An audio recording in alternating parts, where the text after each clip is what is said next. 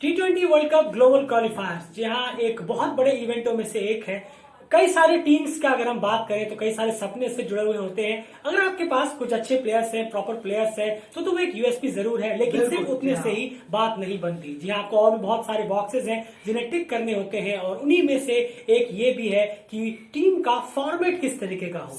बहुत इंपॉर्टेंट होता है। आपने ओपनर्स कितने लिए हैं, आपने मिडिल ऑर्डर प्रॉपर बैट्समैन कितने लिए हैं, आपके पास पिंच हिटर है कि नहीं है, क्योंकि ये T20 फॉर्मेट है, तो यहाँ ये भी बहुत इंपॉर्टेंट हो जाएगा। आपने कंडीशंस को देखते हुए बॉलर्स किस तरह के लिए हैं, क्या इस तरह स्पिन फ्रेंडली है, आपने पेसर ज्यादा ले लिए, या फिर आपका पेसर स्ट्रेंथ है और आपने स्पिनर्स भर लिए, ये सोच के कि कंडीशन स्पिनर का है तो हमें भी ज्यादा स्पिनर खिलाने चाहिए, लेकिन आपके उस स्पिनर्स में क्वालिटी है कि नहीं, ये भी चीजें देखने वाली बात होती है। और इसी को, इन सारी चीजों को मिलाकर जो एक टीम का फॉर्मेट बनता है प्लेइंग 11 का, वही हम आपके सामने लेकर हाजिर है। अब तक 5 टीमों ने अपनी स्क्वाड जो है वो अनाउंस की है, और इसमें अगर हम देखें तो आखिर एक एक करके जानने की कोशिश करते हैं कि आखिर फॉर्मेट किस तरीके का बेहतर रहने वाला है। शुरुआत सबसे पहले कर लेंगे एंड यूएई की। अगर मैं बात करूं, क्या लगता है आपको यूएई के लिए एक बेहतर प्लेइंग 11 फॉर्मेट क्या हो सकता है जो अपने पहले मैच में लेके उतरे T20 world cup global qualifier? बिल्कुल, और देखिए सबसे पहले तो यूएई के जो फॉर्मेशन को देखेंगे अगर,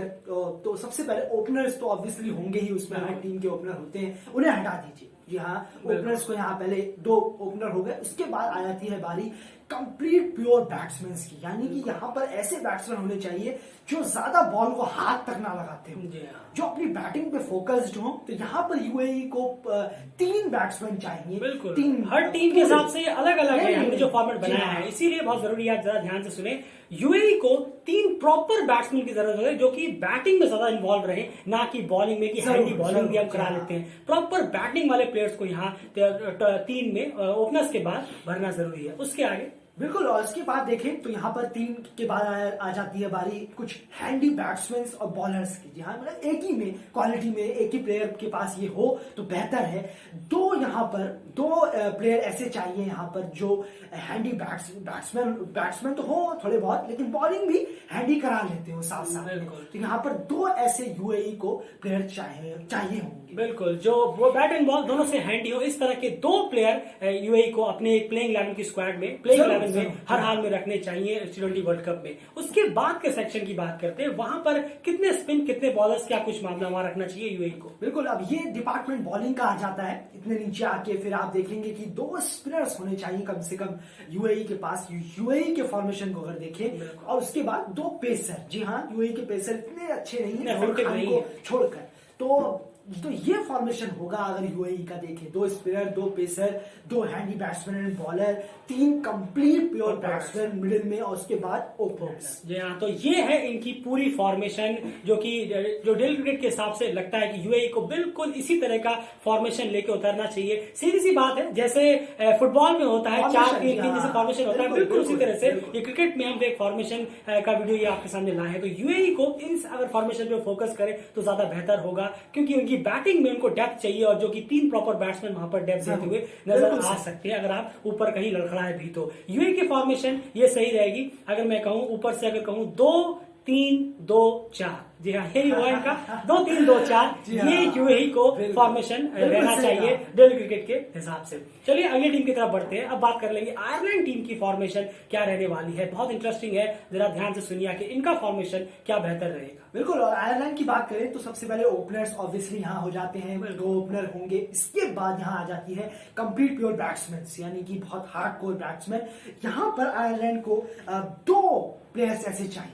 जी हाँ, 2 प्लेयर ऐसे चाहिए। इस ओपनर्स के बाद जो 2 खाली होंगे पोजीशन, 2 प्लेयर यहाँ आयरलैंड को भरने होंगे। बिल्कुल, यानी आयरलैंड की टीम में जो सेकंड ऑप्शन है वो है 2 प्योर बैट्समैन का, तो वहां पर उन्हें 2 प्योर बैट्समैन चाहिए जो बिल्कुल भी बॉलिंग की तरफ तवज्जो ज्यादा ना देते हो, और प्रॉपर बैटिंग ही उनकी वैल्यू हो, सब यूएसपी हो, तो ये ज्यादा बेहतर होगा। 2 प्रॉपर बैट्समैन, 2 ओपनर्स तो है ही, उसके बाद 2 प्रॉपर बैट्समैन। उसके बाद अब बारी आ जाती है हैंडी प्लेयर्स की। जी हाँ, बैट एंड बॉल दोनों से हैंडी प्लेयर्स की, देखते हैं वो कितने यहाँ आयरलैंड को रखने चाहिए। बिल्कुल, और यहाँ पर आयरलैंड को 3 प्लेयर्स का जो यहाँ 3 प्लेयर्स को फिल करना होगा, अपने इस 11 में कहीं ना कहीं जगह देनी होगी। 3 प्लेयर्स को handy batting and bowling department में कहीं ना कहीं इसको संभालने के लिए, जिससे वो ठीक से कैरी ऑन कर सके इस पूरे क्वालिफायर में। बिल्कुल। तो प्योर बैट्समैन के बाद आयरलैंड को 3 कम से कम हैंडी बैट्समैन और बॉलर रखने चाहिए जो बैट के साथ साथ बॉल में भी हैंडी हो, बॉल के साथ साथ बैट में हैंडी ना हो, ये याद रखिएगा। बैटिंग ऑलराउंडर यहाँ पे हम बात कर रहे हैं, बॉलिंग ऑलराउंडर की नहीं। आयरलैंड की टीम और उनकी फॉर्म और उनकी फॉर्मेशन को देखते हुए उसके बाद अब आ जाती है बॉलिंग डिपार्टमेंट की। 4 बॉलर्स यहाँ पे भी रखे गए जो स्पेशलिस्ट बॉलर्स हैं, क्या कहेंगे आप, उनमें क्या फॉर्मेशन रहना चाहिए? बिल्कुल, और यहाँ पर जो आयरलैंड का स्ट्रेंथ है, उनके पेसर्स वो ऑब्वियसली ज्यादा ही लेके उतरेंगे।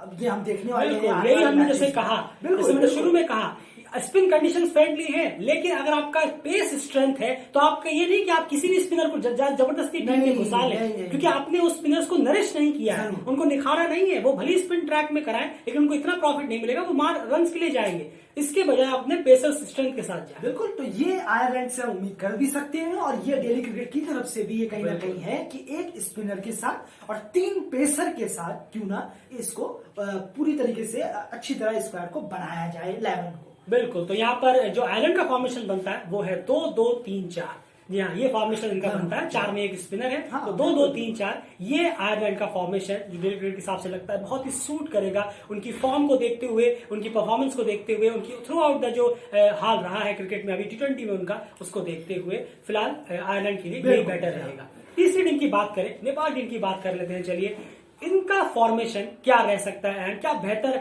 रहेगा अगर आज की तारीख में हम देखें, स्पेशली हमारी पर्सनल ओपिनियन है, देखते हैं कि आखिर क्या फॉर्मेशन हमने नेपाल के लिए सेलेक्ट किया है जो बेहतर रहेगा। बिल्कुल, और यहाँ पर कहीं ना कहीं नेपाल के लिए थोड़ा सा यहाँ अलग चीजें होती आ रही हैं कुछ टाइम से, और कुछ अलग दिखेगा भी अगर ऐसा होता है तो।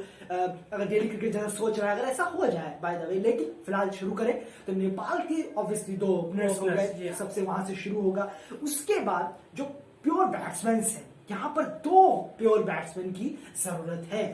बिल्कुल, और 2 ही होने चाहिए, उससे ज्यादा नहीं, जो कंप्लीट प्योर बैट्समैन हो। बिल्कुल, कंप्लीट प्योर बैट्समैन की यहाँ बात कर रहे हैं, और क्लियरली है यहाँ प्योर बैट्समैन से मेरा मतलब है भले ही उन्हें कितनी भी अच्छी बॉलिंग आती हो लेकिन वो बॉलिंग ना कराएं। ये कैप्टन के ऊपर होगा कि आप उनको बॉलिंग ना दें, उनको कहें आप पूरी तरह से बॉलिंग पे ही फोकस्ड रहें, वो माफ कीजिएगा बैटिंग पे ही आप पूरी तरह से फोकस्ड रहें। ये आप कैप्टन को मेक श्योर करना होगा, और अपने जो बॉलर्स हैं उनको यूटिलाइज करना होगा। खास करके कैप्टन की मैं बात कर रहा हूँ, वो किस तरह से यूटिलाइज करते हैं, लेकिन 2 प्रॉपर प्योर बैट्समैन को अगर आप वहां पर रखते हैं तो ज्यादा बेटर होगा। उनसे उनके माइंड में ये आए ना कि मुझे बॉलिंग डिपार्टमेंट में भी थोड़ा बहुत योगदान करना है, ताकि वो बैटिंग में ज्यादा बेहतर कर सके, क्योंकि यही वो एरियाज है जहां पर नेपाल बहुत ज्यादा स्ट्रगल करता हुआ नजर आया है काफी टाइमों से।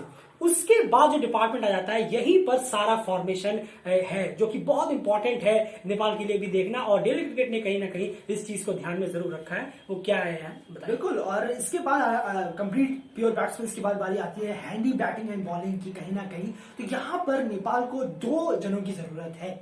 यहाँ पर आपने देखा 2 फिर 2, तो यहाँ पर 2 जनों की इस पोजीशन पे जरूरत है। नेपाल का जो पूरा ही 11 है वो अलग तरीके से यहाँ पर है, जिस तरीके से हमने रखा है, तो 2 जने यहाँ पर हैंडी बैट्समैन एंड बॉलिंग में होने चाहिए। बिल्कुल, और 2 हैंडी बैट्समैन और बॉलिंग से यहाँ पर जो हमने बताया है 2 प्योर बैट्समैन के बाद, उसमें हमारा क्लियर मतलब है कि यहाँ पर पावर हिटर्स और पिंच हिटर्स वाले ग्रुप प्लेयर्स नहीं होने चाहिए। नहीं। यहाँ हैंडी बैट एंड बॉल से दोनों हो। देखिए, आप समझ गए होंगे कि हम किन 2 प्लेयरों की यहाँ बात कर रहे हैं, क्योंकि हम ये प्लेइंग 11 नहीं बता रहे इसलिए हम उनका नाम नहीं ले सकते, लेकिन प्लेइंग 11 में हम सारे प्लेयर्स का नाम जरूर लेंगे कि किसको हम चाहते हैं किसको नहीं चाहते हैं। लेकिन 2 इस तरह के बैट्समैन और बॉलर हो जो बैटिंग के साथ साथ बॉलिंग करा लेते हो, बैटिंग ऑलराउंडर हो तो ज्यादा बेहतर है इस 2 में प्योर बैट्समैन के बाद। उसके बाद और सेक्शन चेंज होते हैं, क्योंकि बैटिंग में नेपाल को अपने साथ डेप्थ रखनी होगी नीचे तक, क्योंकि वही एक सबसे बड़ी प्रॉब्लम निकल कर आ जाती है कहीं ना कहीं बड़े बड़े इवेंट्स पे। उसके बाद क्या है? बिल्कुल, उसके बाद यहाँ पर कुछ टीमों से अलग है यहाँ पर नेपाल की गाड़ी, और ये है पिंच हिटर की बारी। जी हाँ, पिंच हिटर यहाँ पर नेपाल को 2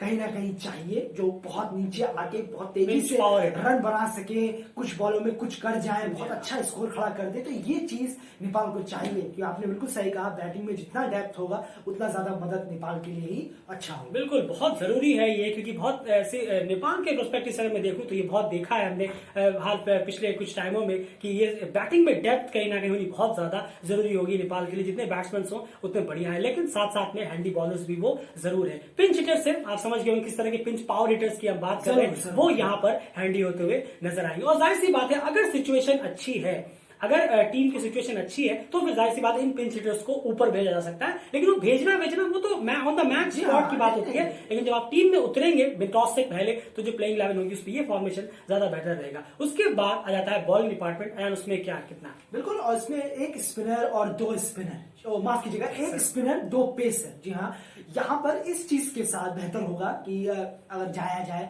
एक ही स्पिनर और दो पेसर। बिल्कुल, यहाँ डेली क्रिकेट हम यही चाहेंगे कि एक ही स्पिनर यहाँ पर ले वो, क्योंकि ऑलरेडी बैटिंग ऑलराउंडर्स जो हमने लिया है और जो उसके बाद पिंच हिटर वाला जो ऑलराउंडर सेक्शन है वहां पर भी बॉलर्स रेगुलर है जो कि लगातार नेपाल के लिए बॉलर बॉलिंग कराते हैं, 3 ओवर 4 ओवर लगातार डालते हैं। तो हम चाहेंगे एक ही स्पेशलिस्ट स्पिनर इस टीम में हो, जो कि ऑब्वियस सी बात है कैप्टेन ही है। उसके बाद 2 पेसर्स और यहाँ पर जरूर टीम में इंक्लूड किए जाए ओमान की कंडीशंस को देखते हुए और इसको सारे चीजों को देखते हुए। तो यहाँ मैं अगर फॉर्मेशन की बात करूं यार, 2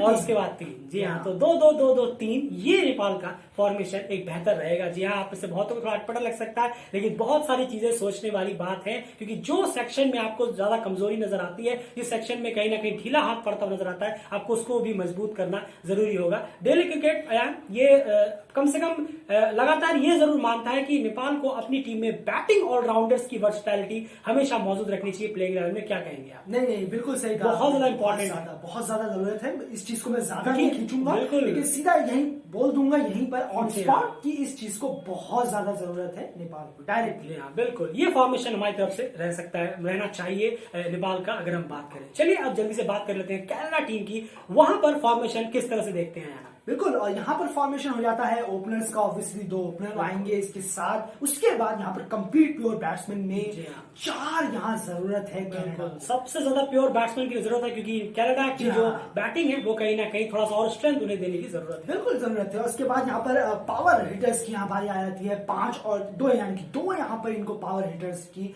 जरूरत पड़ेगी, क्योंकि 4 आपके पास अगर हो जाते हैं तो अच्छा खासा आपको एक बैटिंग स्क्वाड मिल जाएगा, डेप्थ मिल जाएगा। उसके बाद पावर हिटर 2, और उसके बाद अगर बॉलिंग देखें तो 1 स्पिनर और 2 पेसर्स। बिल्कुल इस तरीके से कुछ कनाडा का नजर अगर आए तो बेहतर होगा कनाडा के लिए। बिल्कुल, तो यहाँ पर इनका जो फॉर्मेशन है वो क्लियर नजर आ रहा है, 2-4-2-3। जी हाँ, 2-4-2-3 ये कनाडा का फॉर्मेशन अगर रहता है तो ज्यादा बेहतर होगा। उनको अपने साथ बैटिंग की डेप्थ ज्यादा लेके जानी होगी, क्योंकि आपको सामने कुछ अच्छे क्वालिटी बॉलिंग अटैक का आपको सामना करना पड़ेगा, जो कि ओमान और नेपाल के फेस में आपके सामने आएगा। तो आपके लिए अगर ओपनर्स कहीं ना कहीं अगर बैकफायर करते हैं, जो कि नवनीत धालीवाल और रियान पठान ये दोनों बहुत अच्छे फॉर्म में, अगर कहीं ना कहीं ये बैकफायर करते हैं, अगर ये नहीं चलते तो आपके पास एक बैटिंग होनी चाहिए। ये नहीं कि 2 बैट्समैन और सीधा आप अपने लोअर ऑर्डर में आ गए, तो बहुत मुश्किल यहाँ पर कनाडा के लिए होती हुई नजर आएगी। ये फॉर्मेशन इनका रहेगा। अभी तक लास्ट जर्मनी की बात कर रहे थे, जर्मनी का क्या फॉर्मेशन रहेगा, क्योंकि बैटिंग डिपार्टमेंट जो है वो बहुत ही वीक रही है जर्मनी की, अगर हम देखें कुछ टाइम में। बिल्कुल, और जर्मनी की अगर बात करें, जी हाँ, जर्मनी के ओपनर्स, बिल्कुल ओपनर्स कहीं ना कहीं जर्मनी के लिए थोड़ा सा है। ओपनर्स 2 होंगे, उसके बाद कंप्लीट प्योर बैट्समैन में 2 आ जाएंगे यहाँ पे। जी हाँ, और इसी के साथ हैंडी बैट्समैन एंड बॉलर की बात करें तो यहाँ 2 इनके लिए भी काम करेंगे। जी हाँ, तो आप देख रहे हैं कंप्लीट प्योर बैट्समैन में 2, हैंडी बैट्समैन एंड बॉलिंग में 2। उसके बाद पावर हिटर के लिए यहाँ 1 ही मौजूद होगा कहीं ना कहीं जर्मनी के लिए अगर बात करें तो। उसके बाद अगर बॉलिंग डिपार्टमेंट में देखें तो 2 स्पिनर्स और 2 पेसर्स के साथ जर्मनी को उतरना होगा। बिल्कुल, तो जर्मनी का जो फॉर्मेशन है वो क्लियर नजर आ रहा है, 2-2-1-4। जी हाँ, 2-2-2-1-4। जी हाँ, तो ये इनका फॉर्मेशन नजर आ रहा है, जो कि बेहतर रह सकता है डेली क्रिकेट के हिसाब से जर्मनी के लिए। खैर, ये सारी फॉर्मेशंस थी। बाकी जो 3 टीमें हैं उनका स्क्वाड अभी तक नहीं आई है, उनकी स्क्वाड जैसे ही हमें मिलती है उसमें भी फॉर्मेशन जरूर लेकर आएंगे सामने, कि आखिर उनका फॉर्मेशन क्या बेहतर रहने वाला है। लेकिन उम्मीद है कि ये फॉर्मेशन कहीं ना कहीं अगर टीम्स लेके चले, बहुत सारी चीजें इस पे सोच के हमने बिठाई है कि किस तरह से किनका फॉर्म है, किनकी क्या स्ट्रेंथ है, किनकी क्या वीकनेस है, उस हिसाब से देखकर ही इस फॉर्मेशन को तैयार करने की हमने कोशिश की है। बाकी जाहिर सी बात है, मैच से पहले सारी टीमों की हमारी जो फेवरेट प्लेइंग 11 होगी, जो हम चाहेंगे वो हम जरूर आपके सामने लेकर आएंगे। प्लीज एफर्ट के लिए वीडियो को ज्यादा लाइक जरूर करिए, चैनल को सब्सक्राइब कर लीजिए। पता नहीं डेली क्रिकेट चैनल के साथ लगातार वीडियो आपको यहाँ पर मिलती रहेंगी ग्लोबल क्वालिफायर से रिलेटेड।